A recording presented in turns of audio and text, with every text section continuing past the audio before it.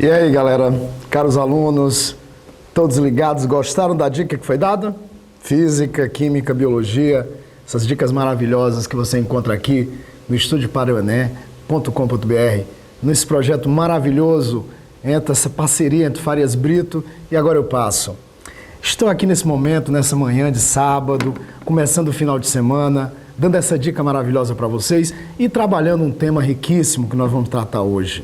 Nessa aula de hoje, eu, professor Ronaldo Paiva, vocês interagindo aqui pela internet, nós vamos tratar do tema biocombustíveis. Na realidade, os combustíveis alternativos. Não só biocombustíveis, como também alguns combustíveis não renováveis, como, por exemplo, o urânio, que é um elemento, que é uma matéria-prima que nós temos aqui em abundância no Brasil e que também pode ser usada como fonte de energia. Na realidade, o tema de hoje é exatamente sobre esses combustíveis alternativos. Tema importantíssimo, tema riquíssimo e que com certeza estará na nossa prova do Enem.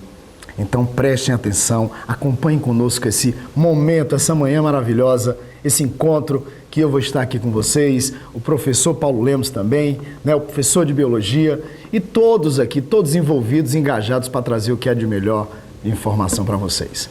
Então, bora começar nosso trabalho, vamos lá arregaçar as mangas, vamos lutar e vamos trabalhar para poder atingir esse objetivo, ok? Acompanhe comigo aqui a nossa imagem de hoje. Começando aqui o nosso trabalho. A biomassa. De onde se extrai o biocombustível? A biomassa, ela é exatamente essa matéria rica, essa matéria viva, de onde se extrai o biodiesel, de onde se extrai o etanol, de onde se extrai o metano, de onde se extrai até o hidrogênio, que é o combustível do futuro. Daí, dessa biomassa, vem também algumas outras particularidades. Vamos prestar atenção em todos os detalhes, esses detalhes que vão trazer aqui as informações de última hora, as informações mais recentes, mais modernas, mais úteis, para que o resultado seja o melhor possível para vocês. Vamos lá. Nós temos aqui, no nosso começo de aula, os biocombustíveis etanol e biodiesel, que são os primeiros, os mais importantes. Note, nós temos aí uma imagem, uma ilustração mostrando a cana-de-açúcar e o milho, que é de onde se extrai o etanol. Claro que aqui no Brasil, a principal fonte, a principal matéria-prima do etanol, do bioetanol, é a cana-de-açúcar. Mas, por exemplo, nos Estados Unidos, se extrai muito etanol do milho.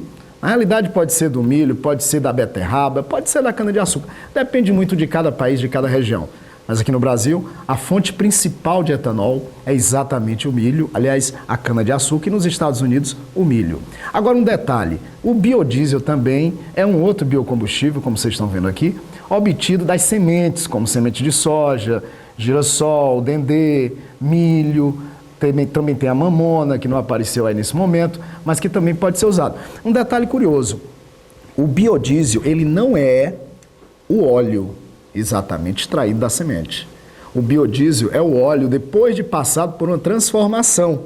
Essa transformação, que é chamada de transesterificação, é que vai gerar o biodiesel. Então, olhe atenção para essa dica importante. O biodiesel não é o óleo extraído da semente. É o óleo modificado quimicamente. Ou seja, esse óleo vai passar por uma reação química chamada de transesterificação, gravem bem esse nome, transesterificação, que é de onde se extrai esse biodiesel. Então, o biodiesel ele vem indiretamente do óleo vegetal, mas é o óleo modificado, é o óleo tratado, é o óleo que passou por uma reação química chamada de transesterificação. Interessante isso aí. Mas vamos ver mais detalhes. Vamos começar pelo etanol. Que tal começar pelo etanol? Porque o etanol aqui no Brasil já teve alguns projetos, já existiram alguns projetos de incentivo, à cultura da cana-de-açúcar para se extrair esse etanol. A gente chama de bioetanol exatamente porque vem da biomassa. Mas vamos ver aqui as etapas de produção desse etanol. Observe. Aqui nós temos um fluxograma que mostra mais ou menos como é que funciona a produção do etanol. Então você tem aí a moagem da cana, você tem o cozimento da cana, aí você tem a adição de enzimas, de micro-organismos, você tem a fermentação, a destilação até se fabricar o biodiesel. Agora um detalhe, o bioetanol, perdão. Agora um detalhe curioso, você tem aqui duas etapas que eu acho que vocês tinham que memorizar, tinham que lembrar, tinham que saber para essa prova do Enem. A produção do bioetanol, ou seja, a produção do álcool, ela tem duas etapas importantíssimas, imprescindíveis, que vocês não podem deixar de lembrar, que é a fermentação e a destilação. Associem bem esses dois nomes, fermentação e destilação. A fermentação passa exatamente por uma reação química onde o açúcar é transformado em álcool, que é exatamente a fermentação alcoólica. E depois esse álcool vai ser concentrado, vai ser separado dos outros componentes, aí entra o método de separação que a gente chama de destilação. Por gentileza, não confundam, meus nobres alunos, existe uma diferença enorme entre você falar a fermentação e você falar a destilação. A fermentação é uma reação química, ou mais precisamente uma reação bioquímica, enquanto a destilação é um método de separação, onde eu irei concentrar, onde eu irei separar o álcool de alguns outros componentes que tem no processo de produção desse álcool. Então, importantíssimo, fermentação e destilação. Vamos ver mais algumas informações aqui importantes. Nós temos aqui na nossa apresentação as duas reações, os dois processos que estão ligados à etapa da fermentação.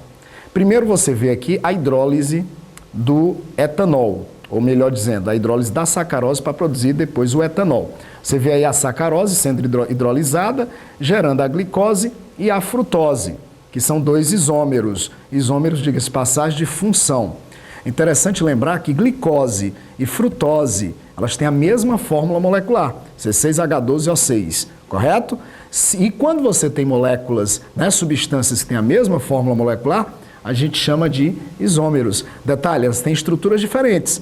A glicose é uma cetose, não é isso? E a frutose é uma aldose. Então você tem a cetose e a aldose entre a frutose e a glicose, né? Na realidade, então você tem isômeros aí no caso de função. Um detalhe curioso é que depois que você faz a hidrólise da sacarose, você pega essa sacarose e faz ela passar por um processo de fermentação que vai gerar o etanol e também CO2. Note que é uma fermentação, logo é um processo anaeróbico. Como eu estava falando anteriormente, a glicose e a frutose, elas são monossacarídeos, são açúcares, né, no caso, mas uma, no caso, ela tem uma função, não é isso? Que é o aldeído, como função principal, e a outra tem uma função principal, que é a acetona. Por isso que, normalmente, os biólogos, né, o pessoal da biologia costuma classificar, também a química trabalha com esses mesmos termos, costuma classificar os açúcares em aldoses e cetoses, no caso. Isso é uma informação também importante. Agora, você nota que a fermentação, ela transforma o açúcar em etanol. Muito importante isso daí. Mas vamos dar continuidade. Nós temos aqui também, na sequência, uma informação que eu acho que é muito importante para todos vocês. Olha o que diz essa informação. O Brasil retira sacarose da cana-de-açúcar. Os Estados Unidos, do milho. A União Europeia, da beterraba. A produtividade por cana-de-açúcar é maior. Ou seja, se produz mais etanol com um custo menor e ainda se polui menos produzir etanol a partir da cana-de-açúcar. Você vê que o Brasil, um país continental, né, trata muito bem esse tema, até porque nós temos uma boa produção de etanol. Mas a partir da cana-de-açúcar não se faz só etanol, se faz também açúcar, né? Então é bom lembrar disso. Mas nem tudo é só alegria na produção de cana-de-açúcar. Tem também alguns problemas, algumas desvantagens. Vamos dar uma olhadinha aqui. Na realidade, é bom saber disso. Nem tudo na produção de etanol no Brasil é maravilha. Um dos problemas é que se trata de uma monocultura. Outro é que resíduos da cana, bagaço, folhas são queimados, além de uma mão de obra quase escrava ainda no Brasil. Um dos fatores muito comentados recentemente é que a alta produtividade do etanol pode provocar uma crise mundial de alimentos, pois o agricultor brasileiro está deixando de plantar alimento para plantar cana-de-açúcar. Essa questão da monocultura é porque empobrece o solo. Você não tem essa rotação de cultura, você deixa o solo mais pobre. Isso é um fator negativo da plantação de cana-de-açúcar. Ocupa uma certa área, claro, né, dessa plantação, mas outro problema também que foi citado é que o agricultor pode deixar de plantar alimento para plantar cana-de-açúcar. Então você vai produzir etanol, mas não vai produzir comida. Então isso é um problema também que está sendo debatido, né? Não só aqui no Brasil, como no mundo todo, já que a população cresce, né? A necessidade de alimentos também cresce.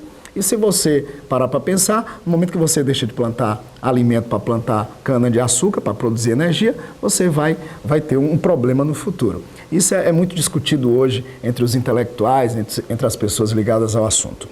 Mas vamos continuar o nosso debate. Vamos falar aqui agora de um tema que eu acho importantíssimo, que é a produção do biodiesel. Olha, pessoal, nós temos uma intimidade muito grande, nós somos parceiros, né? Somos família, porque nós estamos trabalhando juntos nesses meses que antecedem a prova do Enem. Então eu posso me sentir à vontade para dizer uma coisa a todos vocês. A produção do biodiesel é importantíssimo você saber para a prova do vestibular. Veja por quê. A produção do biodiesel passa por uma reação química chamada de transesterificação. Não esqueça esse nome, transesterificação. É a reação que trata o óleo vegetal e que transforma esse óleo vegetal em biodiesel. Vamos acompanhar esse fluxograma para entender melhor. Você vê aqui o óleo vegetal sendo tratado com metanol ou etanol, que são dois álcoois de cadeia pequena. A reação do óleo vegetal com metanol ou etanol, catalisado, obviamente, para que a reação tenha uma velocidade maior, produz o biodiesel e a glicerina. O processo é simples, fácil de você lembrar no vestibular. Você tem o óleo vegetal, que é uma cadeia, né, que é um triglicerídeo, vamos falar assim, um éster, quimicamente falando, de cadeia longa, insaturada, onde você vai tratar esse triglicerídeo, esse óleo vegetal, com o metanol ou o etanol, que são dois álcoois de cadeia pequena, cadeias pequenas. Então o que é que acontece? O metanol tem um carbono, o etanol tem dois carbonos. Quando você faz a reação, há uma substituição da cadeia, né? Daquela cadeia do triglicerídeo, há uma substituição onde você tem aquele E do glicerol, né? Do triglicerídeo, onde aquele E sai e as três moléculas de ácido graxo, vamos dizer assim, né? Reagem com esse metanol ou com esse etanol, gerando uma cadeia longa, certo? Mas são três cadeias longas que vão se separar do E do triglicerídeo. Aí essas três cadeias longas, eu vou já mostrar para vocês, elas é que são chamadas de biodiesel. E o Ezinho do triglicerídeo vira glicerol, ou seja, glicerina, que é muito usado na fabricação de sabonete, que é muito usado na fabricação de hidratante, que é muito usado na fabricação de panetone, né? O panetone, ele sempre é macio, a massa dele é sempre macia, por quê? Porque ele contém o umectante chamado glicerina. O umectante, para quem não lembra, é uma substância que retém água. E a glicerina, ela tem essa grande facilidade, porque a glicerina, ela tem 3 hidroxilas, ela é o propanotriol. Então essa substância tem muita afinidade por água, seria hidrofílica no caso, não é isso? Mas vamos observar a reação com mais detalhes. Olha, a reação química é o óleo vegetal mais o metanol ou etanol, onde vai haver uma substituição gerando o biodiesel e a glicerina. A reação, na realidade, está expressa aqui. Observe. É um pouco complexa, mas dá para a gente entender. Você tem o glicerol, você tem ali o triglicerídeo, na realidade, né, que é essa cadeia do ácido da gordura, do óleo vegetal, que vai reagir com o álcool de cadeia pequena, na presença de um catalisador. Aí o Ezinho, olha o Ezinho ali do triglicerídeo, ele vai sair na forma de glicerol, como vocês estão vendo, que é o álcool, o propanotriol, ou como muita gente chama, glicerina. E as 3 cadeias laterais se soltam, formando 3 ésteres, na realidade continua sendo éster, que é o biodiesel. São 3 moléculas de biodiesel para cada molécula de triglicerídeo. Olha que dado importante. Cada molécula de triglicerídeo que você transesterifica, ou seja, cada molécula de óleo vegetal, vamos falar assim, que você transesterifica com etanol ou metanol, você produz 3 moléculas de biodiesel. Para cada gordura, para cada óleo vegetal, vamos dizer assim, 3 biodiesel. Esse é mais ou menos a proporção que você encontra na reação. Aí alguém pergunta assim, mas professor, por quê? Qual a necessidade de se fazer essa transesterificação? É porque é o seguinte, se você pegar o óleo vegetal direto e usar como combustível, ele é grosso, ele é muito viscoso, então ele vai ser difícil de queimar e vai produzir muitos subprodutos, vamos dizer assim, vai entupir bico, vai produzir borra, produzir material que não seria útil no processo de combustão, no processo de funcionamento do carro. Então, quando você transesterifica, você diminui essas cadeias, você diminui a molécula, né? Porque uma de gordura de óleo vegetal vão virar 3 de biodiesel. Então, você diminui o tamanho. Então, o que acontece? A molécula fica mais leve. O termo é esse. Então, você tem uma viscosidade menor, o que permite uma combustão melhor. Aí você diz assim, qual é a grande vantagem do biodiesel, professor? Me diz aí, eu vou fazer vestibular, eu quero saber qual é a grande vantagem do biodiesel. Ora, 2 vantagens, eu diria, grandes vantagens. A primeira grande vantagem é que o biodiesel vem de uma fonte renovável. O óleo, a semente, né, que pode ser plantada, é algo que se renova rapidamente. Ok? Então, o fato de ser um recurso renovável já é uma grande vantagem. A segunda grande vantagem do biodiesel sobre o diesel, por exemplo, é que o biodiesel não tem enxofre. Ele não tem enxofre, ele não vem de origem fóssil, ele não tem origem fóssil, ele não tem traços de enxofre. Então, a queima do biodiesel não contribui, por exemplo, para a chuva ácida, como a queima do diesel contribui. Porque o diesel tem enxofre. Apesar de hoje em dia você ter vários tipos de diesel, você tem o S50, você tem o S500, você tem o S10, né? Você tem o S2000, quer dizer, esses termos técnicos indicam a concentração de enxofre que tem no diesel, como também na gasolina, não é isso? Então o que acontece? Esse S50, por exemplo, significa dizer que tem 50 ppm de enxofre, que é um termo usado. ppm é a unidade de concentração. Então, o diesel tem enxofre, o biodiesel já não tem. Isso é uma grande vantagem. A natureza agradece no momento que você usa biodiesel no lugar do diesel. Além de ser um recurso, obviamente, renovável. Mas vamos entender mais. Vamos entender mais. Temos aqui uma informação importante. Olha só, o pessoal da biologia aí, que vai já entrar, daqui a pouco vai entrar aqui, vai me substituir, vai dar continuidade ao trabalho que a gente está prestando aqui para vocês. O pessoal da biologia sabe muito bem isso. Algas e bactérias que são fotossintetizantes, quando expostas à luz, geram gordura. Olha só, acumulam gordura dentro das células e através de um processo de dissolução você vai criar, vamos dizer assim, essas algas ou bactérias fotossintetizantes. E aí o que vai acontecer? Essas algas vão acumular gordura dentro da célula, não é isso? Com o processo da fotossíntese, com os processos do metabolismo que ocorre dentro do ser vivo. Aí essas células ficam cheias de gorduras, né, vamos dizer assim, e com solventes lipossolúveis, solventes que são apropriados, você pode dissolver essa gordura, extrair essa gordura, vamos dizer assim, da célula e fazer a transesterificação dessa gordura. Olha que interessante, você cultivar micro-organismos, você cultivar algas, vamos dizer assim, e bactérias fotossintetizantes com o objetivo de extrair gordura dessas algas, dessas células das algas e com isso fazer a transesterificação e gerar biodiesel. Olha que maravilha. Aí você diz assim, mas professor, qual é a grande vantagem? É que você vai utilizar uma área muito pequena. Você não vai precisar de uma área grande, você não vai precisar de hectares para poder produzir, né, a semente para poder depois fabricar o biodiesel. Então você extrai o biodiesel, fabrica o biodiesel a partir de células de algas e bactérias. Interessante isso aí, né? Isso é uma grande novidade, esses projetos já estão sendo aplicados e no futuro você vai ter uma área, como você vê aqui no texto, uma área de 1% só do total da área que seria utilizada, por exemplo, para soja, para produzir a mesma quantidade de biodiesel.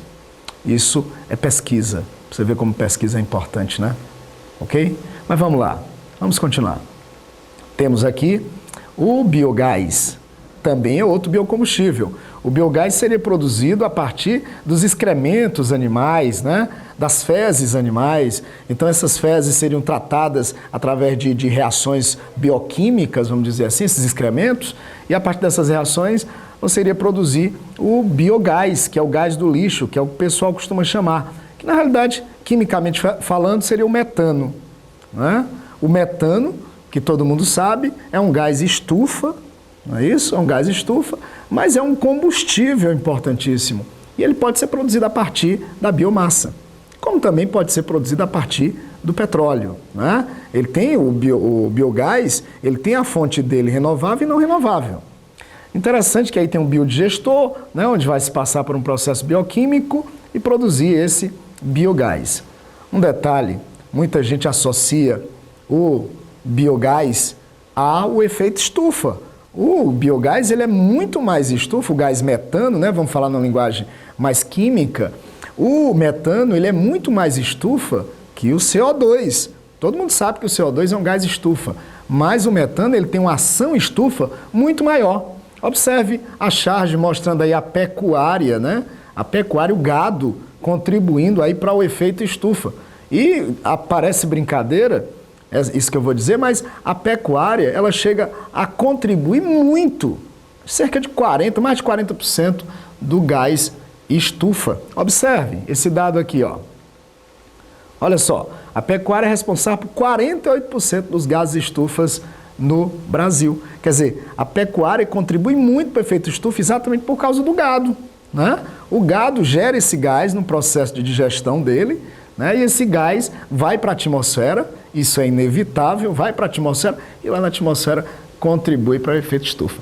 Ele é uma molécula maior, o metano, tem 4 ligações químicas, então é óbvio que ele tem uma ação estufa muito maior, porque a ação estufa está ligada exatamente à capacidade que a molécula tem de esticar ligações, deformar ângulos, e isso tudo o metano tem mais do que o CO2, então ele é um gás muito mais estufa do que o CO2.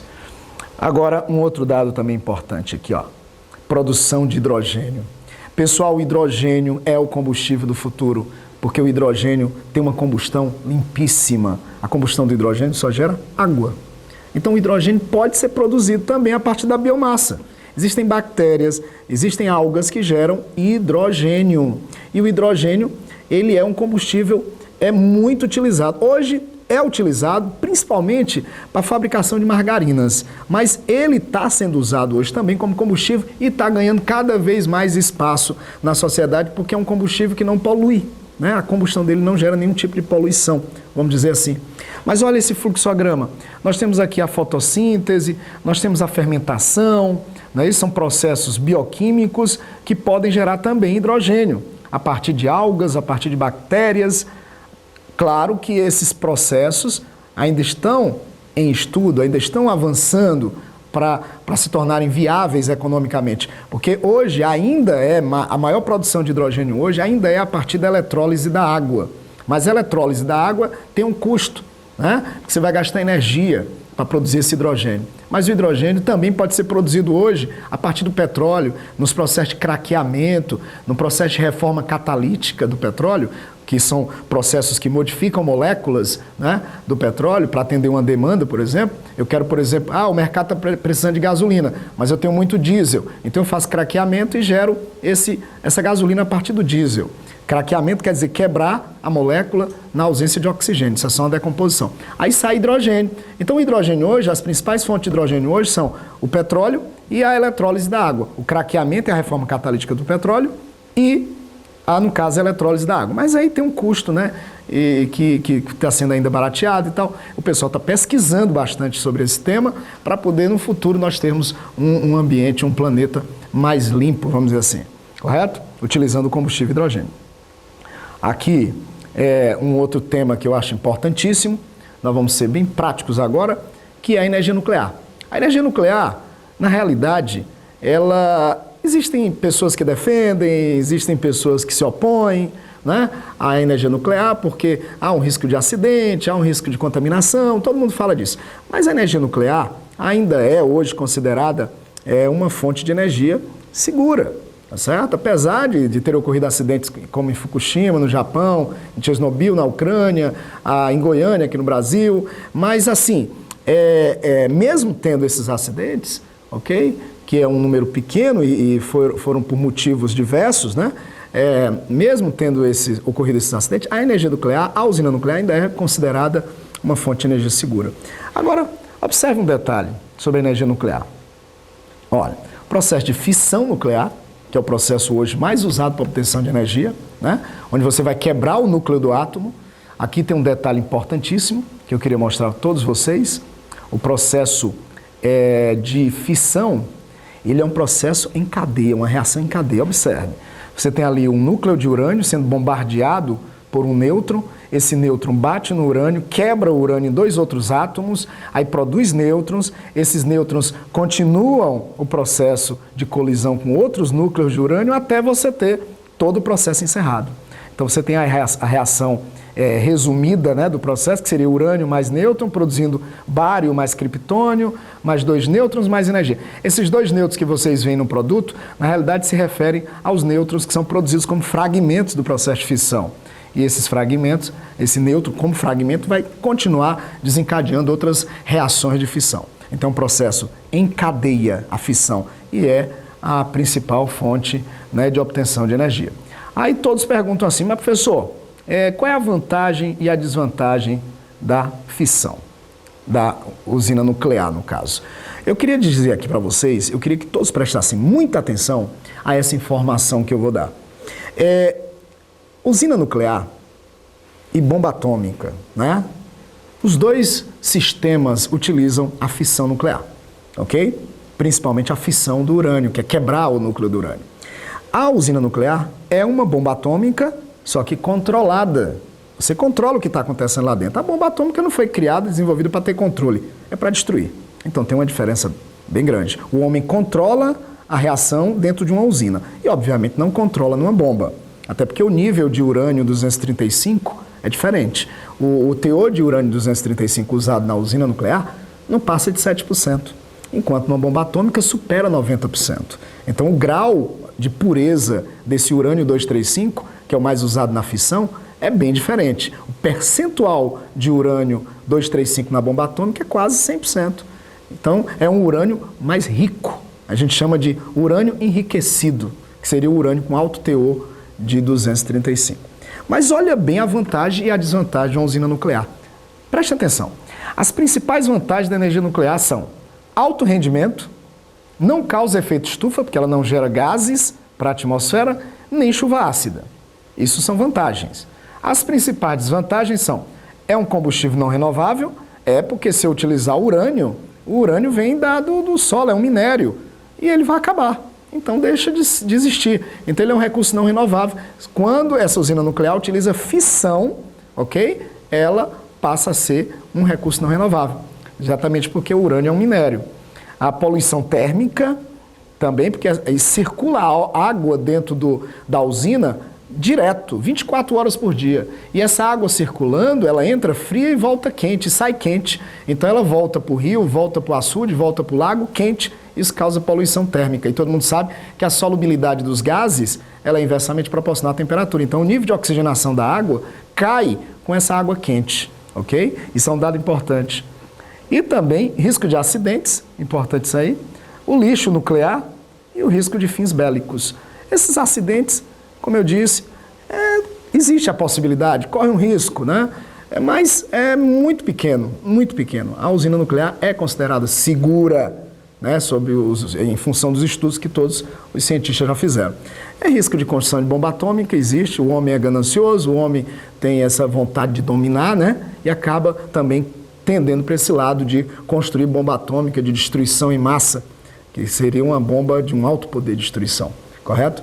Mas, de um modo geral, eu acho que a construção de uma usina nuclear é essencial para que um país possa desenvolver. Até porque, não estou dizendo que você tem que construir usina nuclear em todo o país, mas estrategicamente, já temos 2 no Brasil, estamos construindo a terceira, né, que é a Angra 3, mas tem um projeto para a construção de uma usina nuclear no Nordeste, até porque aqui no Ceará nós temos a maior reserva de urânio do Brasil. Então, umas 4, 5 usinas nucleares resolveriam ou ajudariam a resolver o problema. Mas não como a França, que tem 52 aproximadamente, os Estados Unidos tem mais de 100 usinas nucleares, aí também muita usina para um país, ok?